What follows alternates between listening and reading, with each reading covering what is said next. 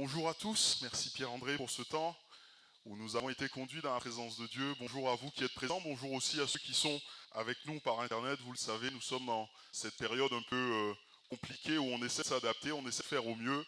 Et donc il y a certains de nos bien-aimés qui ne peuvent pas être avec nous, mais qui suivent quand même le culte. J'ai regardé tout à l'heure, donc il y en avait une dizaine qui étaient avec nous par Internet. Et nous croyons que tous ensemble, nous allons continuer à nous faire du bien. Amen. Nous allons continuer à considérer l'histoire de Jonas. Nous avons commencé depuis 2 dimanches à regarder certaines choses concernant ce prophète et les enseignements que nous pouvons tirer. Et nous allons continuer à regarder l'histoire de ce livre. Mais avant tout, faisons un arrêt et regardons ce que nous avons déjà vu, ce qui s'est déjà passé jusqu'à maintenant. Nous avons vu au chapitre 1er que lorsqu'un disciple, un mauvais disciple, il trouve toujours des occasions favorables. Quand je dis favorable, comprenez, c'est entre guillemets. Il trouve toujours des occasions favorables pour sortir de la présence de Dieu.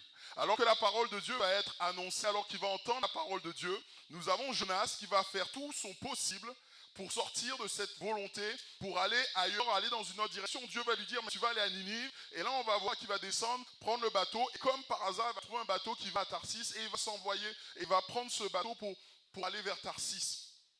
Et on se rend compte que lorsqu'on prend ce chemin de vouloir ne pas respecter la volonté de Dieu, on va s'endurcir. Alors qu'il y a la tempête, alors que tout autour de lui est en train de lui dire Jonas, tu es sur le mauvais chemin. Alors que même les marins pêcheurs qui sont là, ou plutôt les marins, parce que je ne suis pas sûr qu'ils étaient pêcheurs, mais plutôt les marins qui sont là, et sont en train de réaliser qu'il y a quelque chose qui se passe qui n'est pas normal. Jonas, lui, va s'endormir. Il ne veut plus entendre ce qui se passe autour de lui. Il va descendre au fond du bateau et va s'endormir. Et même plus, on voit que ce chemin va le conduire jusqu'à vouloir mourir. Vous savez, cette période ou ce moment plutôt où il dit, mais jetez-moi à la mer et vous verrez, la tempête va se calmer. Au début, on pourrait croire que c'est noble de sa part, mais la bonne attitude aurait été de se repentir.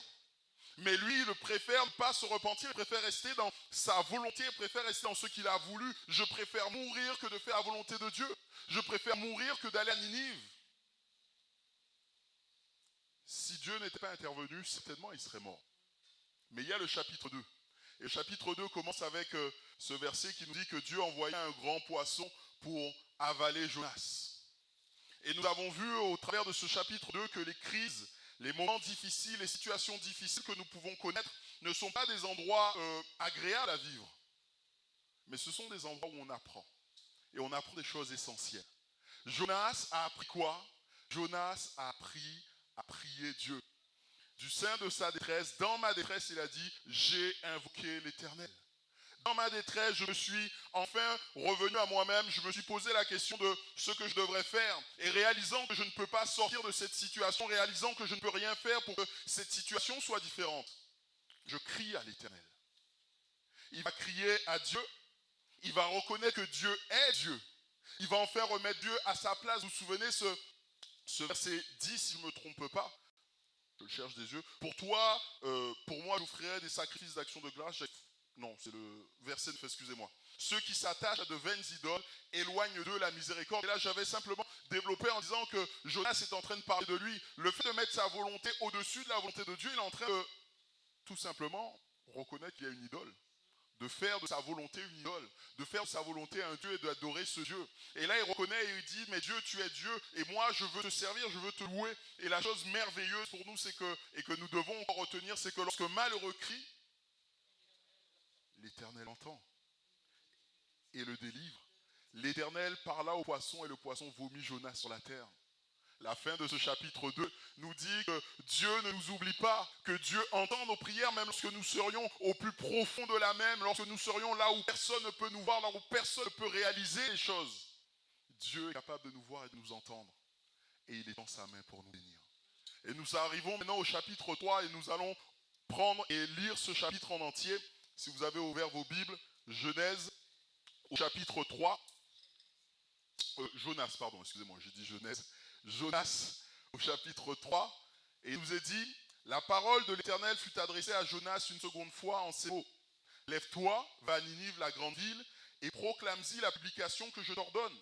Et Jonas se leva et alla à Ninive selon la parole de l'Éternel. Or Ninive était une très grande ville, de 3 jours de marche. Jonas fit d'abord dans la ville une journée de marche, il criait et disait, encore 40 jours et Ninive est détruite. Les gens de Ninive crurent à Dieu. Ils publièrent un jeûne et se revêtirent de sacs, depuis le plus grand jusqu'au plus petit. La chose parvint au roi de Ninive. Il se leva de son trône, ôta son manteau, se couvrit d'un sac et s'assit sur la cendre. Et il fit faire dans Ninive cette publication, par ordre du roi et de ses grands, que les hommes, les bêtes, les bœufs, les brebis ne goûtent rien, ne pèsent point et ne boivent point d'eau. Que les hommes et les bêtes soient couverts de sacs, qu'ils crient à Dieu avec force et qu'ils reviennent tous de leur mauvaise voie et des actes de violence dont leurs mains sont coupables. Qui sait si Dieu ne reviendra pas et s'il ne se repentira pas et s'il ne renoncera pas à son ardente colère en sorte que nous ne périssions point. Dieu vit qu'ils agissaient ainsi et qu'ils revenaient de leur mauvaise voie. Alors Dieu se repentit du mal qu'il avait résolu de leur faire et ne le fit point. Amen. Nous allons continuer à considérer ce qui a rapport encore avec la volonté de Dieu. Et là, dans ce chapitre 3, nous voyons ce chapitre 3 qui commence à s'y méprendre au chapitre 1er. La parole de Dieu est encore annoncée, la parole de Dieu est encore révélée à Jonas. Dieu n'en a pas fini avec Jonas. Dieu veut encore parler à Jonas. Dieu va encore utiliser Jonas pour faire son œuvre. Nous savons ce qui s'est passé entre le début du chapitre 3 et le début du chapitre 1er. Nous l'avons vu. Nous savons comment Jonas s'est détourné de Dieu. Nous savons comment Jonas a persisté dans ces choses. Mais malgré l'attitude de Jonas, on voit que Dieu est prêt encore à donner une chance à Jonas. Dieu est encore prêt à le remettre sur pied. Dieu veut l'utiliser. Nous, êtres humains, nous avons du mal, lorsque nous avons été blessés, lorsque nous avons été déçus, de pouvoir refaire confiance. Nous avons du mal à dire que nous allons repartir avec quelqu'un. On se base sur ce qu'on a vécu et on se dit jamais plus. Dieu, lui, est celui qui sait toutes choses. Il connaît toutes choses. Le passé, le présent, le futur sont devant lui et il voit ces choses.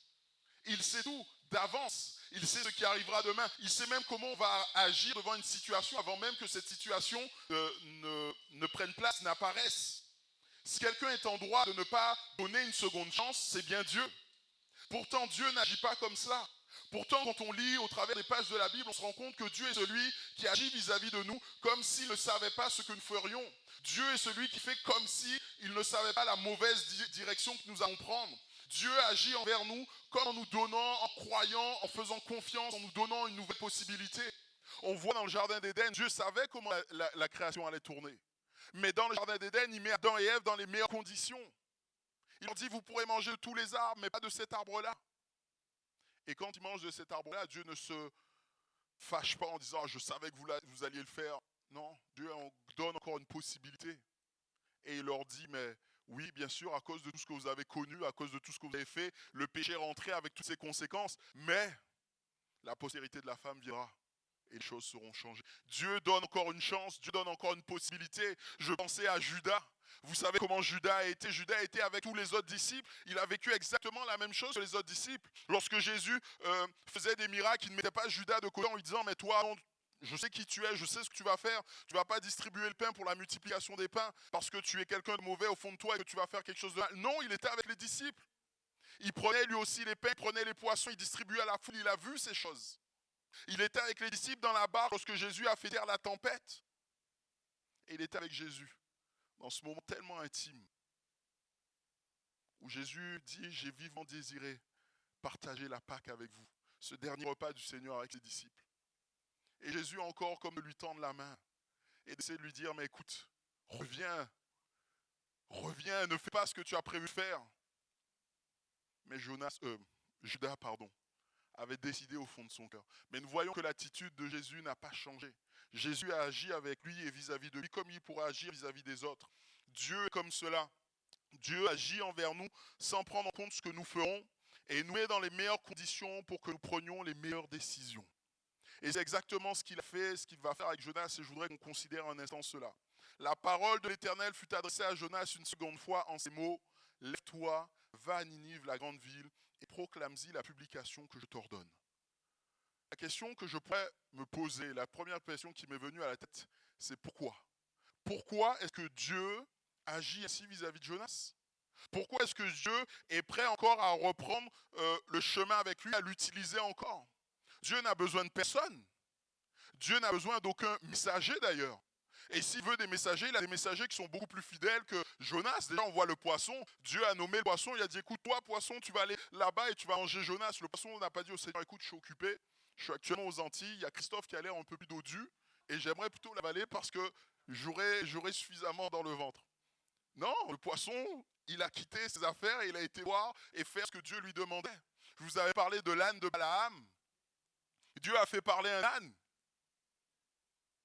Et l'âne ne s'est pas posé la question de si je devais parler ou pas. Ailleurs, Jésus dit, ah, mais si ce n'est pas les enfants qui louent mon nom, mais les pierres crieront mon nom. Dieu est capable d'avoir des messagers de toute autre part et de toute autre nature et des messagers qui sont plus fidèles. Pourquoi est-ce qu'il prend le temps de relancer Jonas, j'ai envie de dire? Pourquoi est-ce qu'il lui redonne cette chance? Il agit comme cela avec Jonas par pur intérêt. Il n'agit pas, avec Jonas par pur intérêt. Dieu n'a pas besoin de quoi que ce soit et Jonas ne lui apportera quoi que ce soit. Il agit comme ça par pur altruisme, pour Jonas. Tout ce qu'il fait là, il le fait pour Jonas. Il ne le fait pas pour lui.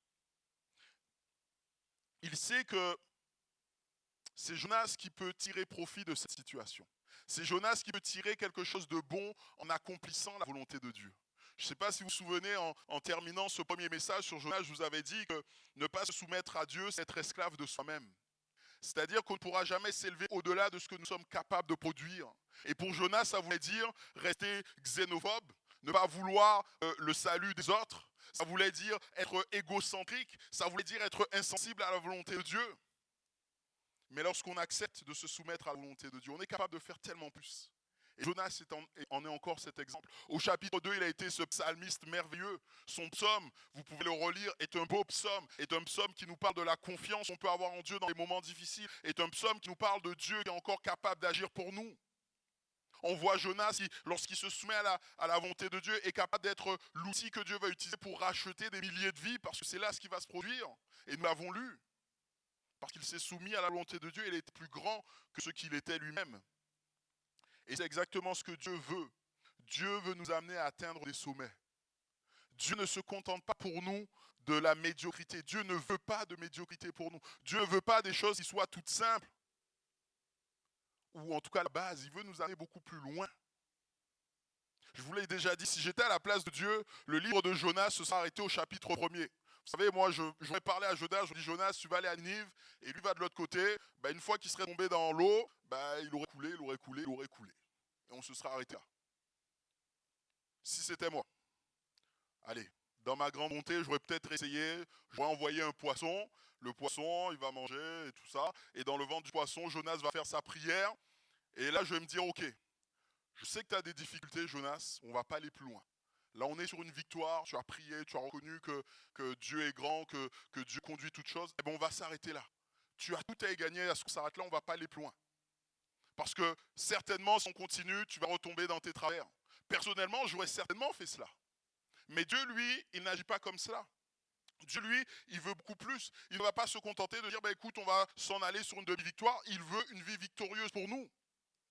C'est déjà beaucoup pour nous de crier à Dieu lorsque nous sommes dans des moments difficiles et Dieu nous y invite. Mais je pense que c'est quelque part un peu facile de crier à Dieu quand on est dans des moments difficiles. Dieu veut beaucoup plus pour nous. Il veut nous amener à vivre une vie où nous dépendons entièrement et totalement de lui. Pas simplement lorsque nous passons par des moments difficiles. Pas simplement lorsque autour de nous, nous sommes comme dans un espace où nous n'avons pas la possibilité de bouger et nous savons qu'il est le seul qui peut nous mettre au large. Dans tous les moments, même lorsque nous avons un chemin large devant nous, Dieu veut être celui qui nous guide en tout temps. Dieu veut nous guider sur le chemin que lui a choisi. Il veut plus qu'un cri de désespoir, il veut nous mener vers l'excellence, vers une vie victorieuse. Et il vise pour nous l'excellence. Il ne veut rien d'autre parce qu'il nous en donne la possibilité. Je me souviens quand j'étais à l'école, j'avais un prof qui nous citait cette phrase d'Oscar Wilde. Il faut toujours viser la lune car même en cas d'échec, on atterrit dans les étoiles. Et il nous disait cela, pour nous motiver en disant mais allez vers le plus, ne vous contentez pas du petit. J'aurais dû l'écouter, moi je n'étais pas du tout de ce style-là, j'étais plutôt partisan du moindre effort. Et tant que j'avais la moyenne, ça suffisait à faire mon bonheur. Et lui, il nous disait toujours, mais allez plus loin, voyez plus grand. Et si jamais vous n'arrivez pas, vous tomberez à côté, mais vous ne tomberez pas très bas. Vous ne tomberez pas très loin de l'excellence quelque part. Mais avec Dieu, c'est pas ainsi. Je pense que Dieu, lui, il veut l'excellence et rien d'autre pour nous. Il veut ce qu'il y a de meilleur. Et qu'est-ce qui est meilleur? Quelle est cette excellence vers laquelle Dieu nous pousse? Vous connaissez sûrement ce passage de Romains 12, verset 2. Ne vous conformez pas au siècle présent, mais soyez transformés par le renouvellement de l'intelligence, afin de discerner quelle est la volonté de Dieu. Ce qui est bon, ce qui est agréable et ce qui est parfait. Qu'est-ce qui est parfait? Qu'est-ce qui est bon? Qu'est-ce qui est agréable? La volonté de Dieu. Qu'est-ce qui est l'excellence? La volonté de Dieu. Dieu veut nous pousser à aller vers l'excellence. Dieu veut nous pousser à accomplir sa volonté et rien d'autre. Parce que sa volonté est bonne, agréable et parfaite. La volonté de Dieu est excellente dans tous les domaines de notre vie. Et je vais ici reprendre ces exemples que je prenais tout au long de cette série sur Jonas, ces exemples concernant notre vie familiale. Dieu est celui qui a donné les normes pour la gestion de notre vie familiale, pour la gestion de notre vie de couple, pour la gestion de nos relations interpersonnelles. Ça, c'est excellent, c'est agréable et parfait. Faire ce que Dieu nous demande, c'est faire ce qui est excellent et parfait, c'est tendre vers l'excellence. Quand dans nos familles, nous cherchons à reproduire ce que Dieu nous demande, quand un époux cherche à aimer son épouse comme Dieu a aimé l'Église, comme Christ a aimé l'Église, quand une épouse se soumet à son mari comme elle est soumise à l'Église, comme l'Église est soumise à Christ, pardon, nous tendons vers l'excellence. Lorsqu'entre nous, nous savons nous pardonner, lorsqu'entre nous, nous savons nous supporter, lorsqu'entre nous, nous faisons ce que Dieu nous réclame, nous tendons vers l'excellence. Lorsque nous nous soumettons aux principes moraux de Dieu, nous tendons vers ce qui est parfait. Ce monde a ses idées, ce monde propose certaines choses, mais nous savons que ce qui est parfait, c'est ce que Dieu nous dit. Même lorsque nous allons vers ces expériences spirituelles que Dieu a préparées d'avance pour nous, la conversion, le baptême dans le Saint-Esprit, l'exercice des dons et tellement d'autres expériences dont on pourrait parler. Nous allons et nous faisons ce qui est parfait parce que c'est la volonté de Dieu pour nous. Bien-aimés, réalisons-le encore tout à nouveau, Dieu veut pour nous l'excellence et Dieu va nous y pousser. Et cette excellence, c'est sa volonté. Alors qu'est-ce que Dieu va faire pour Jonas? Dieu va le ramener au point de départ. Vous savez, Jonas, c'est comme quelqu'un qui est à l'école et il a raté. Il a raté son examen, alors on va le recommencer. Et Dieu va le ramener au point de départ, il va lui dire, écoute, on va recommencer. Je vais te redonner les mêmes instructions. Je vais te les redire. Mais là, tu as appris quelque chose, tu as compris quelque chose. Donc j'espère que tu agiras différemment. Pourquoi est-ce que Dieu agit comme ça vis-à-vis de Jonas? Parce que Dieu veut nous conduire vers l'excellence. Mais maintenant, on peut poser aussi la question, pourquoi Jonas va agir différemment? Parce qu'au verset 3, « Et Jonas se leva et alla à Ninive selon la parole de l'Éternel. Or, Ninive était une très grande ville de 3 jours de marche. » On est bien loin de ce qui s'était passé au verset 3 du chapitre 1. « Et Jonas se leva pour s'enfuir à Tarsis, loin de la face de l'Éternel. »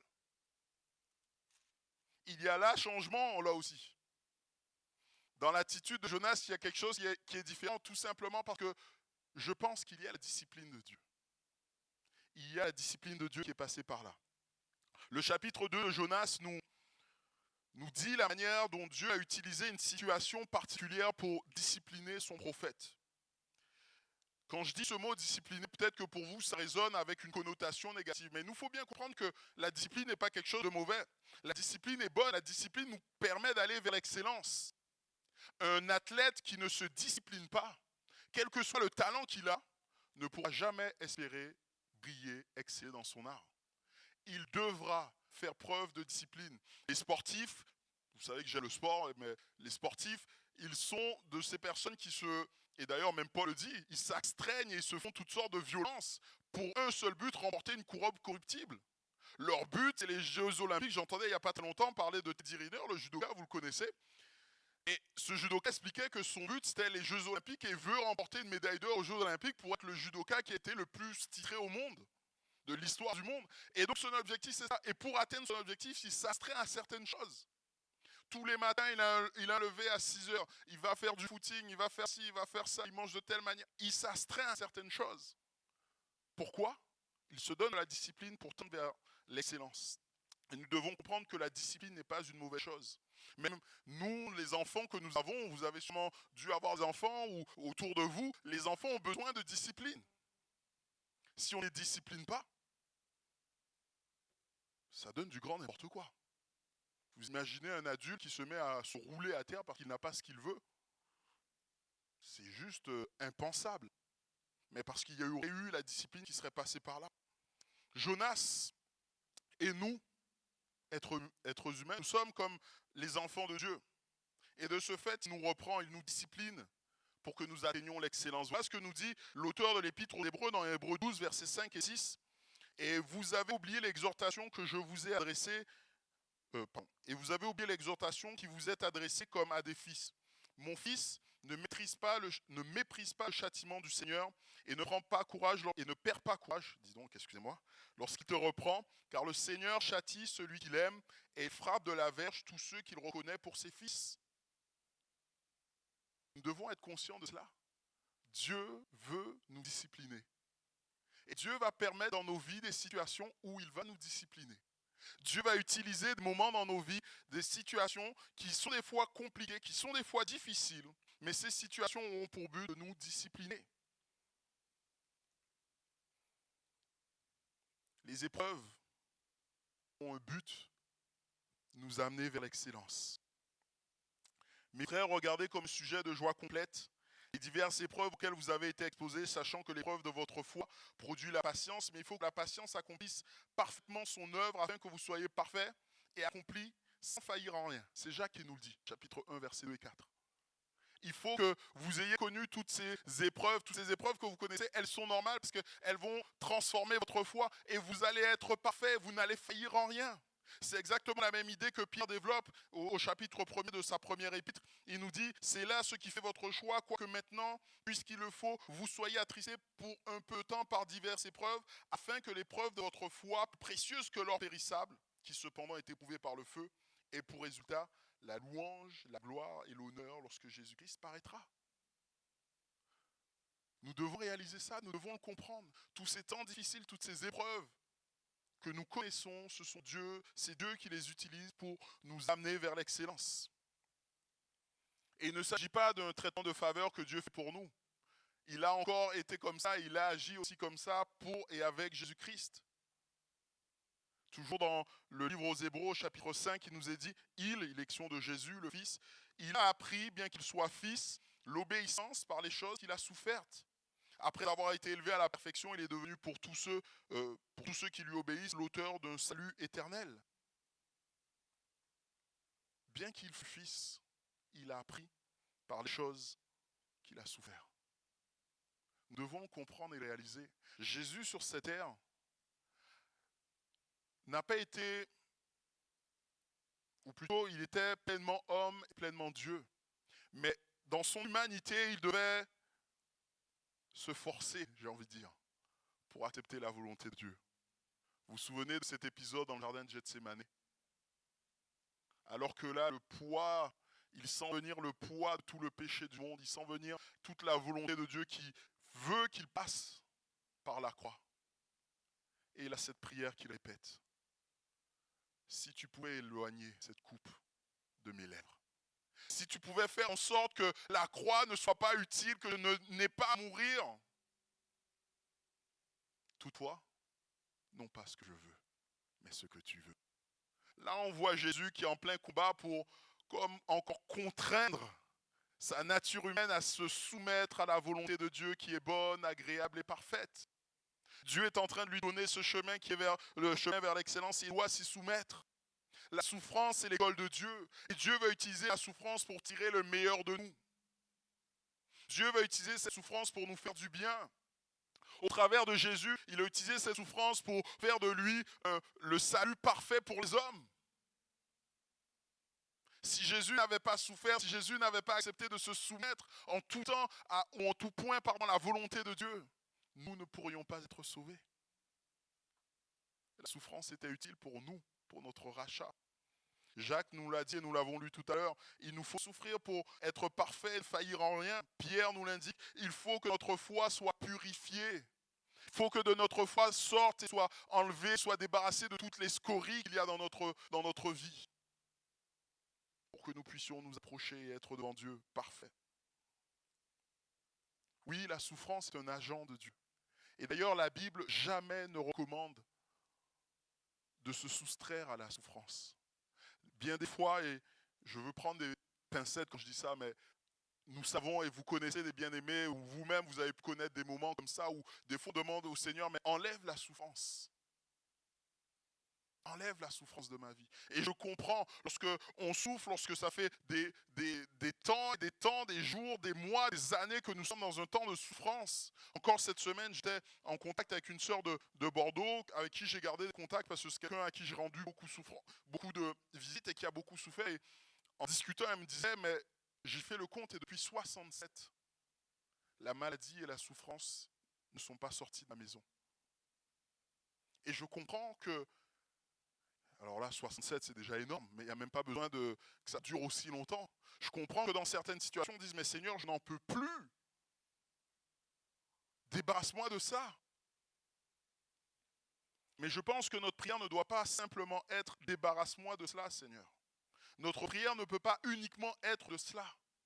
Notre prière doit être de dire, mais Seigneur, que ta volonté soit accomplie dans ces choses. Aide-moi à marcher et à comprendre et à accomplir ta volonté dans cette situation. Oui, c'est dur. Oui, ce que l'on peut connaître et certaines situations sont pénibles. Mais nous devons comprendre que Dieu utilise la souffrance pour nous amener à l'excellence. Alors nous n'avons pas besoin forcément de nous soustraire à toutes ces choses. La semaine dernière, Thierry, notre frère Thierry Euzé nous parlait de ces confinements que Dieu a permis et que Dieu veut dans nos vies. Et quand Dieu veut un confinement, on pourrait nous choisir d'enfreindre ce confinement.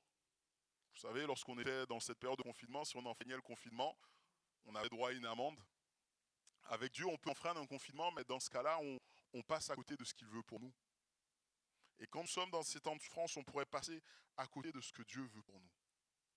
Oui, la discipline est utile, la souffrance est utile pour nous amener à comprendre et à réaliser encore que nous pouvons dépendre de Dieu et que nous avons tout en lui. Mais Jonas a aussi appris à faire confiance à Dieu dans le ventre du poisson. Et c'est pour ça qu'il est capable, alors que Dieu est en train de lui dire « Retourne, va à Ninive », il est capable d'y aller et de faire ce que Dieu lui demande. Dieu veut plus qu'un cri au moment de désespoir. Il veut pour nous vivre victorieux, je le disais tout à l'heure. Et les paroles que nous avons lues dans le chapitre 2 de Jonas sont de belles paroles. Ce psaume est un beau psaume. Mais s'il ne reste que les paroles, ce sont des lettres mortes. Il faut à un moment donné allier le geste à la parole. Il est facile pour nous des fois de critiquer et de dire que Jonas, il ne fait pas ce qu'il devrait faire. Moi, le premier, j'aimerais le dire, et souvent je le dis, mais je dois reconnaître que je suis un peu comme Jonas. Que j'ai besoin de la discipline de Dieu. Et que même quand la discipline de Dieu est passée, des fois c'est compliqué. Je ne sais pas pour vous, mais en tout cas pour moi, je suis obligé de reconnaître que dans ma vie, je suis souvent en lutte avec le Seigneur. Et souvent dans les temps de prière, je dis, mais Seigneur, ta volonté. Quand le Seigneur pointe quelque chose du doigt dans ma vie, il me dit, mais ça, il faut que ça change. Je dis, mais Seigneur, aide-moi parce que ça, je ne vois pas comment ça peut changer. Déjà, je dis, Seigneur, j'ai pas envie que ça change en fait. Est-ce qu'on est obligé de faire comme ça? Est-ce qu'on est obligé de changer? Des fois, je ne lui en parle pas, vous savez. On fait la politique de l'autruche. On fait comme si on ne parlait pas de la chose, ben, elle disparaîtrait, vous savez. Le Seigneur, lui, il est patient. On ne va pas lui en parler, on va même des fois ne pas lui parler, ne plus lui prier, ne plus venir dans sa présence, mais le Seigneur va nous attendre là où on l'a quitté. Là où il nous dit, écoute, ça, il faut que ça change. Et quand finalement on revient dans sa présence, le Seigneur nous dit, ben voilà, il est comme avec Jonas, il a remis Jonas au point de départ, il lui a dit, écoute, maintenant tu vas aller à Ninive. Et il est comme ça avec nous, il est comme ça avec moi. Même quand je résiste à la volonté de Dieu, ben, il me dit, mais il faut que tu t'y soumettes. Et même des fois, quand j'accepte de m'y soumettre, et je dis de bon cœur, Seigneur, ok, je veux accepter, je veux faire ce que tu me demandes, je veux aller dans la direction que tu me proposes. Dans les faits, ce n'est pas toujours le cas. Et là, moi, je me retrouve bien dans Jonas. Alors lui, il a été meilleur que moi, puisqu'il a dit, Seigneur, j'accomplirai mes vœux envers toi. Et dès que le Seigneur lui a permis de refaire les choses, on le revoit partir vers Ninive et faire ce qu'il faut. Mais combien de fois, et là je ne vous demande pas de réponse, mais moi je peux répondre pour moi, mais combien de fois, nous, on ne se soumet pas à Dieu? Combien de fois, nous, on refuse de dépendre de Dieu? Même quand on lui a dit, Seigneur, alors que nous étions dans ce moment de confinement, Seigneur, vraiment, si tu me bénis, j'ai compris, je vais aller dans ta direction. Et une fois qu'on sort de cette période de confinement, de cette période difficile, eh bien, ça reprend comme en l'an 40. On fait comme avant. Moi, je sais que je le fais. Et je suis rassuré parce que je ne suis pas le seul à le faire. Paul aussi le fait. Je ne sais pas si vous le faites. Vous le faites peut-être pas. Mais Paul le fait. Si vous lisez Romains 7, Paul dit, mais je vois dans mon corps une règle et je fais le mal que je ne veux pas faire, le bien que je veux faire, je ne suis pas capable de le faire. Il parle de cette lutte qui est là pour chacun des chrétiens, qui doit et qui est normal. Ce combat de tous les jours. La vie chrétienne, c'est un combat. C'est un combat pour faire la volonté de Dieu et non pas la nôtre. C'est un combat pour se soumettre à ce que Dieu veut pour nous et pas ce que nous décidons de faire. Voilà ce qu'est la vie chrétienne. La vie chrétienne est un combat de longue haleine. Il ne suffit pas de dire « je ferai Seigneur ». C'est le point de départ, c'est une bonne chose de se soumettre à sa volonté, mais il faut aller plus loin, il faut faire. Et c'est pour ça qu'il était nécessaire que le chapitre 3 de Jonas existe. Dieu aurait pu s'arrêter au chapitre 2, je disais, mais il était important d'aller jusqu'au chapitre 3, de voir Jonas accomplir, faire ce qu'il a dit. Et même lorsqu'on dit on se soumet, je le disais, les choses ne s'arrêtent pas forcément là. On voit que Jonas s'est soumis, Jonas fait, mais tout de suite après, chapitre 4, verset 1, cela déplut fort à Jonas, et il fut irrité. Qu'est-ce qui déplut à Jonas? Le fait que Dieu n'agisse pas comme il avait prévu de le faire. C'est quand même fou. Mais je pense que Jonas n'est que cette image de ce que nous sommes. Et merci au Seigneur Jésus d'avoir mis dans la Bible l'exemple de ces hommes et de ces femmes. Comme ça, on n'a pas à pointer le doigt sur qui que ce soit. Je dis simplement, voilà ce que Jonas a fait, c'est pas bien. Et je nous encourage, chacun d'entre nous, à faire autrement. Mais je pense que nous sommes tous concernés par cette manière de faire. Et nous devons tous nous remettre en cause. Et comprendre que ce qui est important, ce n'est pas simplement de dire, Seigneur, je me soumets à ta volonté. Mais c'est de la faire et de l'accomplir jusqu'au bout. Et pour ce faire, nous avons besoin de prier. La prière est ce qui va nous permettre de nous soumettre à la volonté de Dieu. La prière est ce qui va nous permettre d'accepter la volonté de Dieu. Souvent, on dit que la prière est le moyen de faire bouger le bras de Dieu. C'est vrai. Mais je pense surtout que la prière est le moyen que Dieu a de bouger notre cœur. Lorsque nous venons dans la prière, nous ne sommes pas là pour dire au Seigneur ce qu'il a à faire. Je pense que la prière est utile pour nous, est bonne pour nous, pour dire Seigneur, voici mon cœur. Qu'est-ce que tu veux en faire? Où est-ce que tu veux m'amener? Qu'est-ce que tu veux me montrer? Qu'est-ce que tu veux enlever? Qu'est-ce que tu veux y rajouter? C'est là l'important. Si on va dans la prière uniquement pour dire au Seigneur ce qu'il a à faire, vous perdez votre temps, j'aimerais vous le dire. Le Seigneur sait ce qu'il a à faire. Le Seigneur est tout puissant. Autant mes pensées sont élevées au-dessus de vos pensées, autant les cieux sont élevés au-dessus de la terre, autant mes pensées sont élevées au-dessus de vos pensées, nous dit la Bible. C'est Dieu qui parle. Dieu n'est pas intéressé simplement par le fait que nous puissions dire « Je veux, Seigneur, me soumettre à toi », mais il veut voir un changement opérer profondément dans nos cœurs et dans nos vies. Et ce changement, on le voit s'opérer dans la vie des Ninivites. Alors, il y a ce message que Jonas va porter aux Ninivites. Ce message, alors je le dis comme ça, comprenez-le, ce message, il ne casse pas trois pattes à un canard. Encore 40 jours, la ville sera détruite. Waouh! C'est succinct, mais c'est un message qui vient de Dieu. Un message qui vient de Dieu doit être reçu comme tel. Et c'est exactement ce que va faire le peuple de Ninive qui va recevoir ce message. Et cela va produire un changement radical dans la vie de ces gens. Un changement radical. Il ne s'agit pas ici d'une peur, peut-être d'une catastrophe hypothétique à venir. Jonas n'a pas été clair, Jonas n'a rien dit, Jonas n'a pas dit si vous ne vous soumettez pas, le feu du ciel va descendre, une raz-de-marée ou que sais-je encore, un tremblement de terre. Non, ils n'ont pas peur d'une hypothétique destruction. Ils n'ont pas peur non plus, ils ne sont pas en train de faire là simplement un vœu pieux. Ils ne sont pas simplement des personnes qui auraient pu connaître un traumatisme et qui vont connaître un changement superficiel. Non, ils vont connaître un changement radical, un changement en profondeur, une transformation de leur être intérieur. Et c'est le roi qui parle et qui dit que les hommes et les bêtes soient couverts de sacs, qu'ils crient à Dieu avec force et qu'ils reviennent tous de leur mauvaise voie et des actes de violence dont leurs mains sont coupables. Un changement radical. Vous avez fait mal, changez votre manière d'agir. Vous avez été coupable, repentez-vous. Et ils vont faire cette chose qui nous paraît aujourd'hui complètement étonnante, mais ils vont se couvrir de sacs et de cendres. En fait, c'était à l'époque la manière de montrer son affliction, c'était la manière de montrer qu'on était dans le deuil. Et là, ils sont vraiment en train de dire, mais on a compris, on a mal fait, on a entendu le message de Dieu, on a compris sa volonté pour notre vie, et on veut y aller, on veut se soumettre à cette volonté. C'est là ce que Dieu nous demande. C'est là ce que Dieu veut pour nous. Ce matin, je voulais vraiment partager cela avec vous.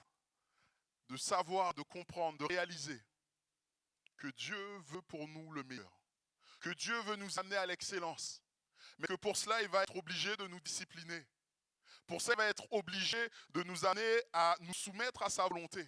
La volonté de Dieu pour nous n'est pas quelque chose vers laquelle on va et on tend naturellement. Non, parce que nous sommes pécheurs. Et la volonté de Dieu est pour nous un obstacle. La volonté de Dieu, vous savez, va toujours pointer ce qui ne nous plaît pas. Mais Dieu veut nous discipliner. Et à nous d'accepter cette discipline. À nous de choisir de dépendre de Dieu comme a pu le faire Jonas lorsqu'il était dans le ventre de ce poisson et même lorsqu'il a annoncé ce message. Et même comme on peut le faire ces Ninivites, de revenir de notre manière de faire. Les Ninivites ne connaissaient pas Dieu.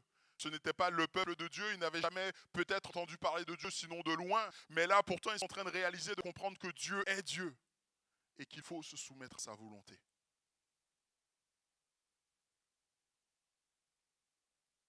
Bien-aimés, nous qui sommes les enfants de Dieu, le peuple de Dieu, à combien plus forte raison devrions-nous être capables de nous soumettre à Dieu?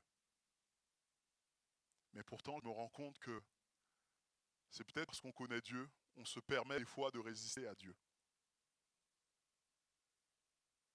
On se permet de discuter avec Dieu. On se permet de lui dire, mais non, tu as dit ça dans ta parole qui est bonne, agréable et parfaite, qui est excellente, je le rappelle. Tu as dit ça dans ta parole, mais dans ma vie, Seigneur, c'est pas pareil. Tu comprends, tu sais. Non, ce que Dieu a dit, il a dit. Il y a ce passage, je n'ai pas noté, mais qui se trouve dans le prophète Jérémie, si je ne me trompe pas. Et c'est Dieu qui parle, oui, de Jérémie 18, Dieu qui donne cette vision à Jérémie qui dit, mais descends à la maison du potier. Et là, Dieu va lui parler, il lui dit, regarde comment l'argile se laisse façonner. Pourquoi est-ce que moi, je ne peux pas vous façonner de la sorte? Combien de fois est-ce qu'on se rebelle contre la volonté de Dieu? Combien de fois dans vos vies, dans ta vie, tu te rebelles contre la volonté de Dieu? Tu refuses de faire ce que Dieu te demande. Et quand le Seigneur te fait passer par des temps de discipline, tu te soumets de cœur, mais dès que tu sors de ces temps, tu repars comme avant. Ce n'est pas ce que Dieu veut pour nous. Dieu veut nous mener vers l'excellence. Dieu veut nous mener vers ce qui est bon, agréable et parfait. Prions, mes bien-aimés. Seigneur, merci pour ta parole. Merci encore pour ta volonté, Seigneur, parce que ta volonté est exprimée dans ta parole, cette Bible que tu nous as laissée. Et nous voulons apprendre à nous y soumettre. Je veux vraiment te prier pour chacun de mes bien-aimés. Tu les connais, tu sais ce par quoi ils passent. Tu sais là où, Seigneur, peut-être ils ont failli, ils ont été comme Jonas, alors que tu leur donnais une direction, ils en ont pris une autre. Mais je te priais parce que je sais, Seigneur, que dans ta grâce, dans ta bonté, dans ton amour, tu es encore celui qui va permettre des temps pour nous ramener à toi, pour les ramener à faire ta volonté. Je veux vraiment prier pour qu'ils acceptent humblement de se soumettre devant toi. Et pas simplement de se soumettre en le confessant de leur bouche, mais que dans leur cœur ce soit une réalité. Et qu'ils puissent aller vraiment plus loin avec toi, Seigneur. Merci parce que tu es celui qui nous relève, tu es encore celui qui veut nous amener plus loin. Tu ne restes pas sur nos échecs avec nous, Seigneur. Merci parce que tu es ce Dieu qui nous donne encore une autre chance. Et je prie pour cette autre chance. Je prie pour ce que tu fais de nouveau encore dans la vie de mes bien-aimés. Sois glorifié et béni. Sois exalté, Seigneur Jésus.